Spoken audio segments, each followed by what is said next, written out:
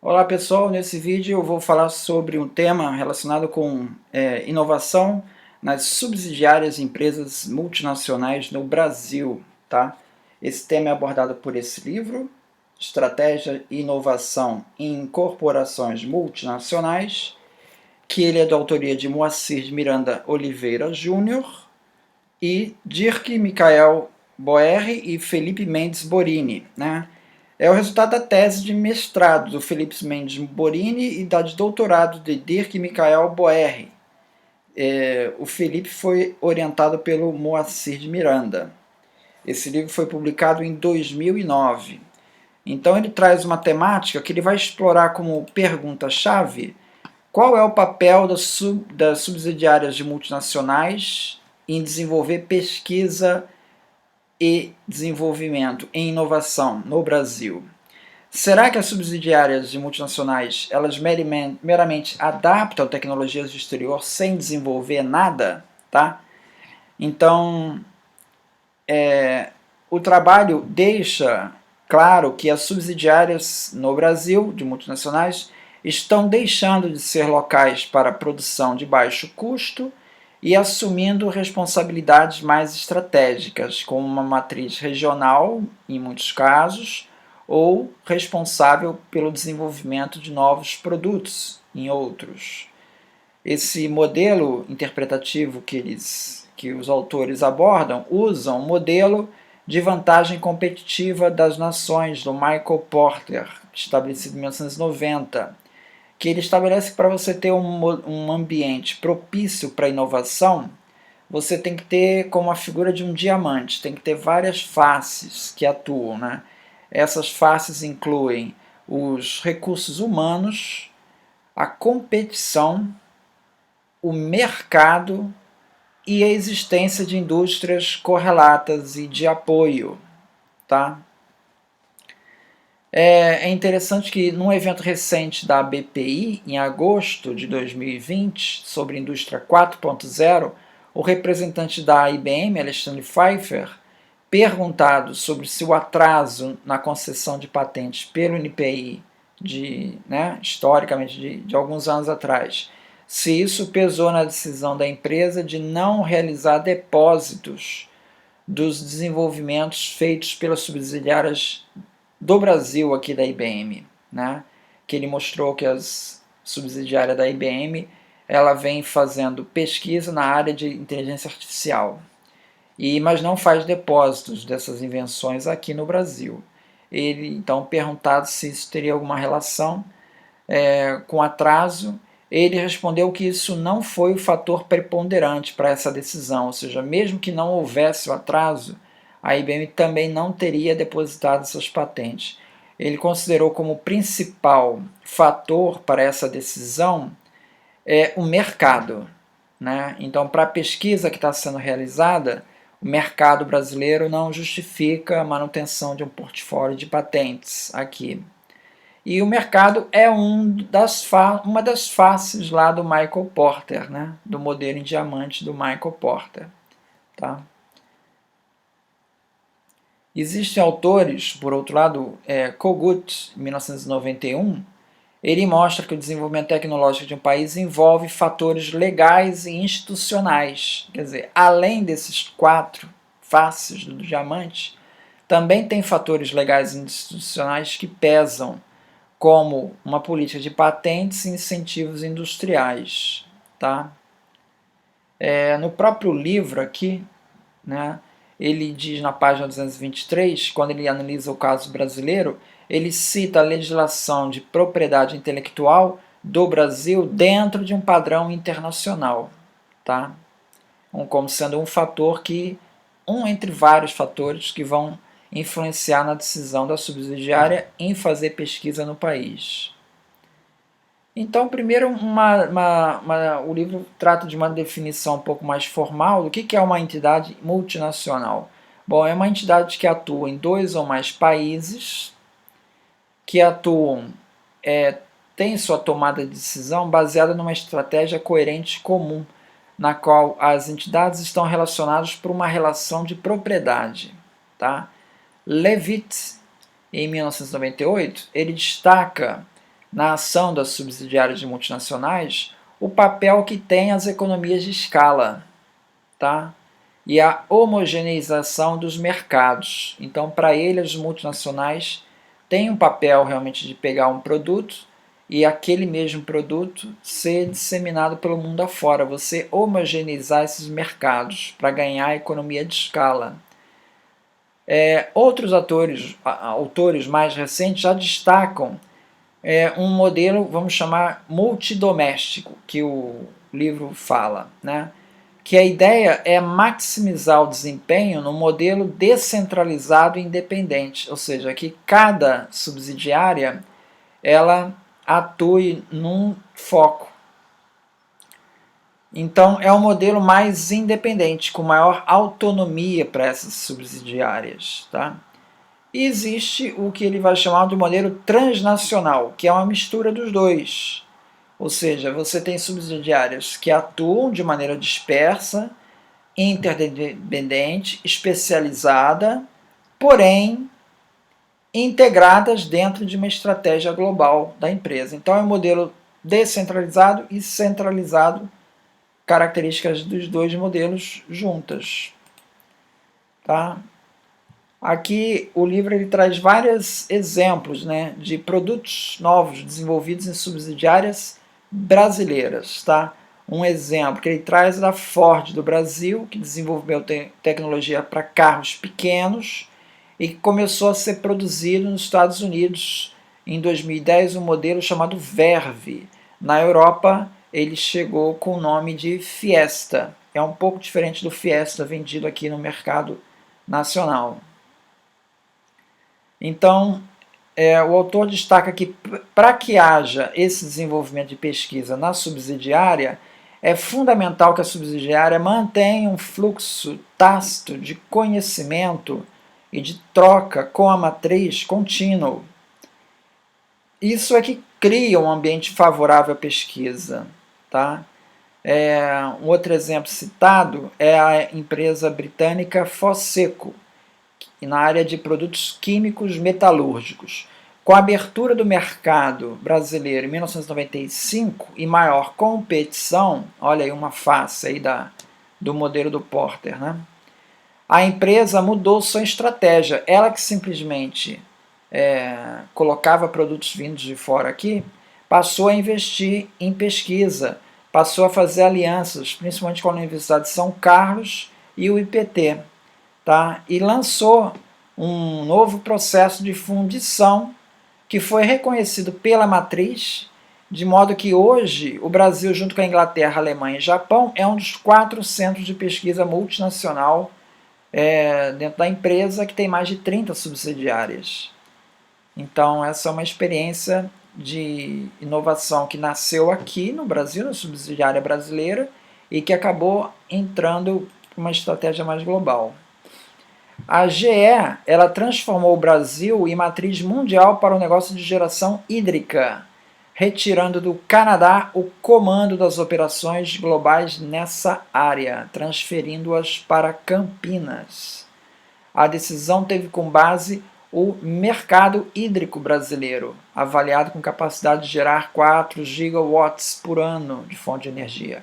Olha uma segunda face do modelo do Porter, o mercado. O interesse do mercado fez com que mudasse a estratégia da GE dentro do Brasil. Outro exemplo de subsidiária implementadora, né, os autores dão, é a Unilever. Tá? Aí já é um outro modelo, já não é um modelo que vai ser exportado. Tá? É uma inovação local aqui. A Unilever desenvolveu no Brasil o sabão de pedra azul brilhante. Tá? O sabão de pedra já é um produto que não é usado nos países desenvolvidos, mas que aqui, por uma questão de custo, acabou encontrando mercado a ponto de que o sabão brilhante tornou-se a segunda marca em faturamento da empresa nos anos 90, depois do sabão Omo. Tá? Então esse é um processo local que ficou aqui local. Tá? Então, outro exemplo que o livro traz da Johnson Johnson no desenvolvimento do Band-Aid. O Band-Aid parte do desenvolvimento do produto, ele foi o que diz respeito ao desenho do Band-Aid, né? Essa parte foi feita aqui no Brasil, em São José dos Campos. O filme foi feito na Inglaterra e o processo de produção nos Estados Unidos. Então você segmentou as diferentes partes do desenvolvimento desse produto pelas subsidiárias. É um outro exemplo que mostra a participação da subsidiária brasileira. Outro exemplo, a Spring Carrier ganhou em 1999 o papel de Centro de Desenvolvimento Mundial para Condicionadores de Ar, com transferência de tecnologia para Coreia, China, Itália e França, tecnologia desenvolvida no Brasil. A Cognis, ela se instalou na Amazônia para fazer pesquisa relacionada com a exploração sustentável de óleos da Amazônia. Tá? Em 2003, a Unidade de Engenharia de Produtos da Agco Brasil, em Canoas, Rio Grande do Sul, obteve status de Centro Mundial de Colheitadeiras Convencionais, com transferência de várias linhas de produção da Inglaterra para o Brasil. Tá?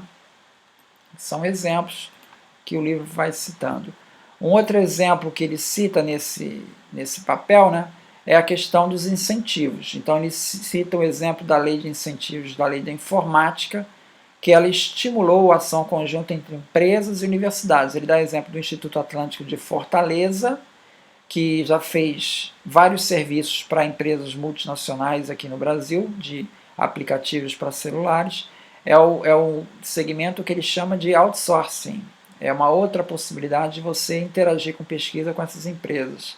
A Siemens, ela fez parcerias com o Cefet, com a Tecnopup, lá da PUC do Rio Grande do Sul, em resposta à lei de informática. Estabeleceu o Centro Regional de Desenvolvimento em Curitiba, que é um dos 9 centros da empresa, que aqui no Brasil é especializado em PABX pequenos e médios. E implementou na internet um portal de tecnologia em 2004, né, uma espécie de vitrine de tecnologia para disseminar as inovações nas universidades e fomentar parceria com elas. Né? Então, para essas atividades de offshore, né, Levin mostra que o principal fator para êxito nessa área da Índia, ela se deve principalmente à expertise da Índia, 85% de peso, e o idioma. Na China, o principal fator é a expertise e a localização. Nas Filipinas, o idioma. Aqui no Brasil nós temos o exemplo da T-Systems, da Alemanha, que ela se instalou em Blumenau para que essa empresa brasileira fizesse atividades de offshore, dando suporte à T-System.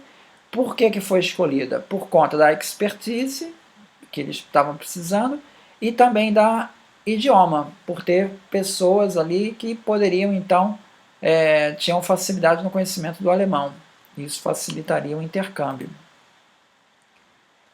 Então, a subsidiária de relevância estratégica é como se fosse o ápice aí de desenvolvimento das subsidiárias que o autor coloca na tipologia que ele apresenta, né? Que é a subsidiária que vai fazer um desenvolvimento local e aquilo vai se transformar num desenvolvimento global, né? Que é o que foi em engenharia inovação reversa, um conceito parecido com o de inovação reversa. Né?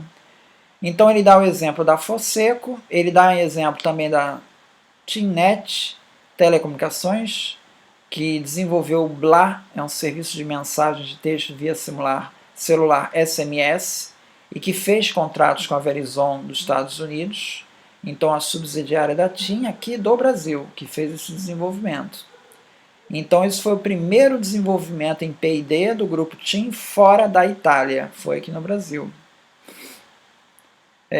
Então é crucial para que isso aconteça que a subsidiária mantenha suas competências em virtude da ameaça dos concorrentes e principalmente da ameaça de outras subsidiárias. Então o elemento concorrência ele é fundamental. Tá? Outro exemplo, a Daimler Chrysler conta com 4 centros de P&D no mundo, um dos quais está em São Bernardo, que foi um centro criado em 1970. nos anos 2000, houve uma política de centralização da empresa, e assim o Centro Brasileiro perdeu a responsabilidade que tinha no desenvolvimento de novos motores. A subsidiária brasileira passou a ficar com a tarefa de testar alguns motores, que é uma tarefa que envolve baixo custo. Então é um movimento inverso, né? Ou seja, tinha uma atividade de inovação e passou a voltar para o modelo de centralização. Então a pesquisa que eles realizaram mostrou que 65% das empresas têm como competência distintiva a atuação em vendas. Bom, vendas revelam baixo uso de competências de P&D, né? 61% alegou competência em inovação, mas somente 46% admitiu ter um centro de P&D. Curioso isso, né? Quer dizer, você tem 61% diz que faz inovação, no entanto, só 46% tem um centro de P&D. Né?